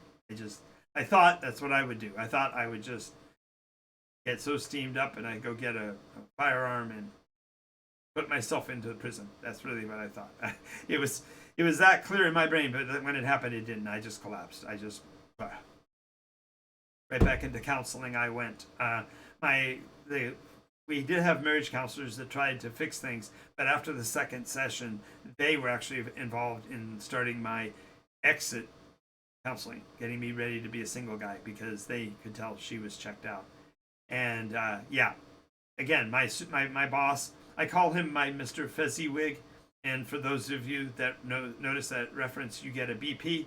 And you should always take a blessing point from me, because the BPs work in all of my roleplay games, no matter when you get them. So you can use that BP in any game session you play with me at some point in the future.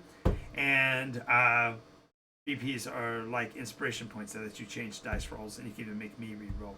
But if you know who Mr. Fezziwig is, I give you a BP. But my Mr. Fezziwig is a guy by the name of Mark Simmons. And Mark Simmons, not only did he pay for my counseling for the divorce, he paid for the family counseling for the two of us to try to fix it. He was a person who didn't think it would get fixed anyway. He had been through 3 divorces, and he didn't want me to go through any of that. So he was trying to save everything. There you go. So T.O., you have yourself a BP. I've got to find a way to give you a special mark or something. Yeah, exactly. Dickens. Exactly. So Mr. Fezziwig was Scrooge's boss. Oh, bless your heart. I dodged that bullet, so to speak, after the first one. I've done some dating, don't get me wrong, but I've never been married since. But he paid for my counseling, but he also continued to pay me my salary for work, but he sent me on a 6-month sabbatical to live in Washington State and take care of a cabin of his up in the mountains, because he said I needed to go someplace and heal my wounds. And the only stipulation is that I was in counseling I was on the phone with the counselor every day. And as soon as that counselor gave me a clean bill of health, I would go back to work for Mark. And that's exactly what happened. After about 4 months of concentrated work with my counselor, I was able to go back to work for Mark. Now, I worked for him for another 2 years, and the company that we worked for, Matthew Simmons Marketing, I had to file for bankruptcy because of a convention switch. So, yeah. it was rough. Now the whole time I was married, I never had a problem as far as being a gamer and marriage. Don't get me wrong there, but she was never an advocate for the hobby, and uh, so I didn't lose anything in the marriage as far as her taking my miniatures and selling them. And like I said, my I I was talking to somebody the other day, and they said that they were astounded because they said I was the most resilient person they knew. That's because I've lost a daughter and I lost my marriage, and in 2 years ago, 3 years ago, I lost my sister to cancer. She had multiple sclerosis and got uh, cervix cancer of the cervix and passed away. And then 2 years, almost to the day later, my father passed away. And when my dad passed away, I tried to get hold of my sister to work out my final living sister to work out the details of his funeral, and found out that she had actually passed away almost a year before he did, and her family was ordered not tell us. So my dad died not knowing that his own daughter had been uh, dead for a while. So yep, you're right. You're right. The longer one lives, the more people pass away. Uh, it's it's a truism, but it's also true that the only way we ever increase the size of our family is by increasing the number of people that we can be playful with, because it's the aspect of our interaction on the social level of innocent equivalence that we can actually be with other people. And so my family won't ever die. I've got right now in my Facebook group of 1,500 friends, which is just a number because everyone knows people become friends for all kinds of reasons. But within that group, I have people who are players that played Dungeons and Dragons with me back in the 70s, and players that played in the 80s, and people that played in the 90s and in the 2000s and modern. And all told, I've got close to 1,300 people that have played in the world of Nikos that I know for certain, and I've taught 10 times that how to play. So it's a labor of love for me. And now, fortunately, I'm in a position where I write 3 campaigns a week worth of material for game stores, and I run 3 sessions a week. I'm sorry, 4 sessions a week right now.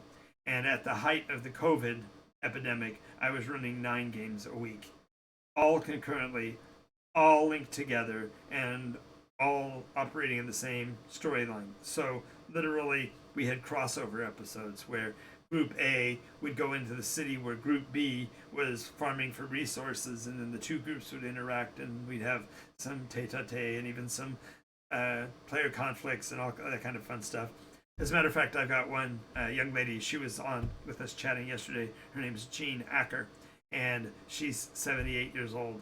And she was actually playing in 3 of my 9 games at that time. And so at that one of the crossover games, she had to have 3 different chairs set up next to her microphone and camera, and she literally would move from one seat to the other to be the different characters. And she even had conversations with herself, which was hysterical. It was just funny to watch her have to get up, move to the next chair over, sit back down, adjust the camera, and then go into her dialogue again. And what's particularly touching about that is that Jean is diabetic and has lost one of her legs. So Jean's sitting there struggling to move from one chair to the other so that she can play out this in roles. So, yes. Well, actually, I've always heard it's fine to argue with yourself, but don't ever lose an argument. That can be devastating. And you definitely can't do the hitting, because then they call the paddy wagon and take you for observation.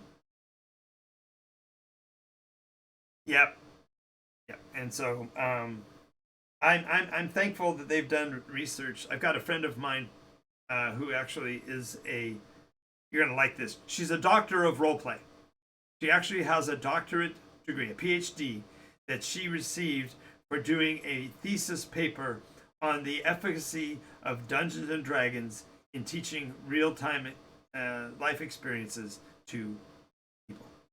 And she did her thesis, did her testing, did her research. It took her about 7 years to finish her PhD, but she now is Dr. Chrissy Noel. So if you want to look her up, she's on LinkedIn, and she's on. She does. She actually does a burlesque show under a pseudonym. She does a burlesque show, and she travels extensively to foreign countries to do presentations. Yeah, she's got a degree in it, and she has pointed out the utility of role play in conveying actual physical skills that we use in everyday life. And so my theme is to reach out to people who are not role play gamers and get them to give us the opportunity to show them, because the reality is that everybody has role played. You go back to their childhood and they all played cops and robbers, they all played cowboys and Indians, they all played gangsters, whatever. They played all these different things that were perfectly socially acceptable at the time, that were role play games, but they just didn't have a rule system. They didn't have a set of, they didn't have a game master, storyteller to adjudicate. No, Tommy, you didn't shoot you. You were behind the bush. Yes, Charlie, you got shot because you were in the open. There was no game master back in those days. If there had been, it would have been me. But there wasn't. And so once I understood role play, then it became my duty and my obligation to find ways to make it easier. And so that's why I developed the NycosRPG system. And the NycosRPG role play system was originally devised as a saddle that could be run in conjunction with and incorporated with any role play system, but it actually became useful enough that it just allowed us to drop out and just use the NycosRPG by itself. Oh, I get that, Tio. Oh, have you played No Thank You Evil? If you haven't tried No Thank You Evil, it's great for the younger kids and for those that have special needs and such, because it's kind of Mexican. Yes, there we go. So No Thank You Evil is my go-to for the youngsters. When I started GMing, or when I started having a family, which actually happened way after I started GMing, but when I started having a family, there wasn't anything. My son, as a matter of fact, I invented, and I only published it once, but a game called the Green Army Men Exercise Simulator, GAMES, or games, and it was meant for the little tykes to play with their GI Joes and their Green Army Men. Well before Toy Story came out, you could take. Yes, nice. Yeah. So No Thank You Evil is a great one, especially if you have a specific motif you want to run your stories in, whether it be you want to do scary stories because they're dealing with the ghost under the bed kind of stories. So there's adventures that are in the land under the bed, and then there's the adventure lands that are out the window, and so on. Yes, exactly. Connecticut Yankee and King Arthur's court in reverse. Exactly. So, so I created the Green Army Men Exercise Simulator because my son loved watching us play 40K. But I wasn't about to let him touch my $20 a piece models back then that are now 40.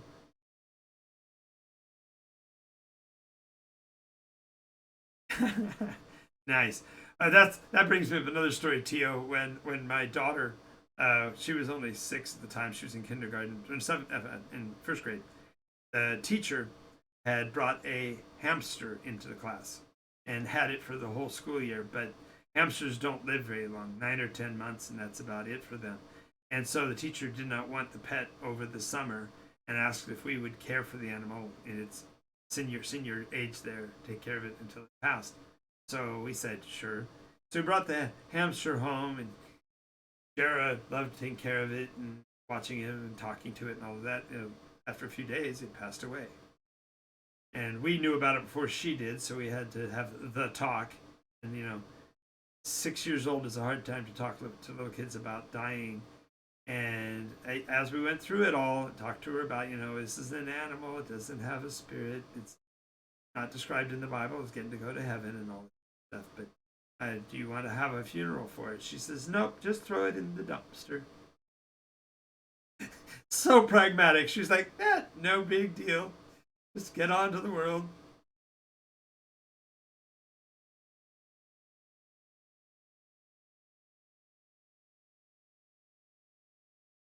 Oh, no, I get you. I am. Thank you for asking. I was, in the few short months before my divorce, I was on a short list for a potential position as an elder with one of the churches of Christ. They're what's considered to be a primitive Christian church. They don't have organization above the local level, and they don't have missionary committees. Oh, nice! That was great. That's great. It's awesome. Yeah. So as a matter of fact, I've had several people that have run the gamut across the line and Christian lifestyle. Yeah. Matter of fact, we got rid of this last series. It was a campaign where they had to get rid of heresy. So. Nice. I will definitely keep in touch with him. I put him on my contact friends list and follow list as well. So that is awesome. Anyway, Jera was very pragmatic about the loss of her animal. She's like, yeah, he's just an animal and he's gone, so just put him in the dumpster. So it was awful. So not 3 years later, when my son coming back from, they had to fly back from where the accident occurred in Utah. They had to fly back to California. And when I went to the airport and met with him, he ran and hugged my neck and said, "You're not going to throw her in the dumpster, are you?" It was like, oh God, of course not. Oh my Lord, what are you thinking about? No. But he just was so concerned that because she had said that she was not. And he was only 12. He's only a little bit older than she was. And actually, the very first thing he said to me is, "Now that she's gone, who am I going to tell my secrets to?" Which broke my heart because I had two sisters growing up, and I knew exactly what he meant. Yeah, that is cool that he's a youth pastor. That's pretty.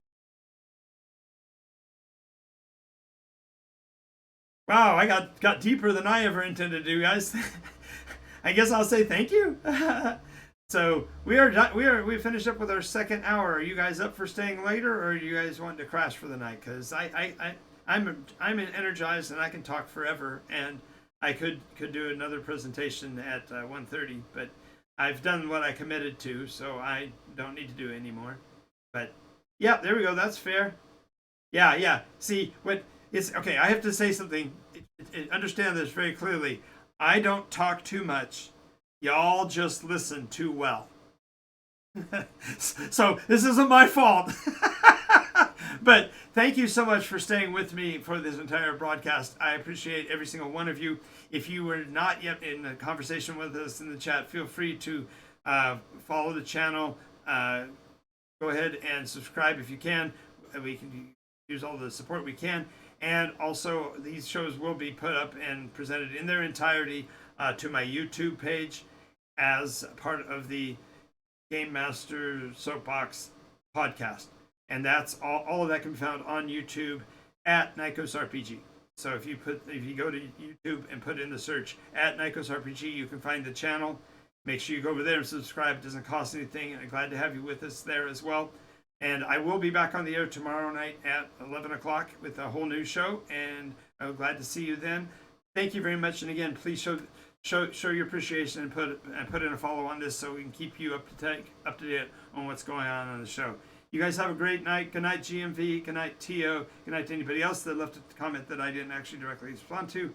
I endeavor to always stay in contact with everybody in the chat. I know at some point we'll have enough followers I won't be able to do that, but then I will find a way to do so. I've got many tools at my fingertips for that. So you guys have a great night, and I will see you again next time. This is Jonathan Albin with Game Masters Soapbox. So let me go back and change this to Soapbox. Change. There we go. And you guys have a great night. See you again soon.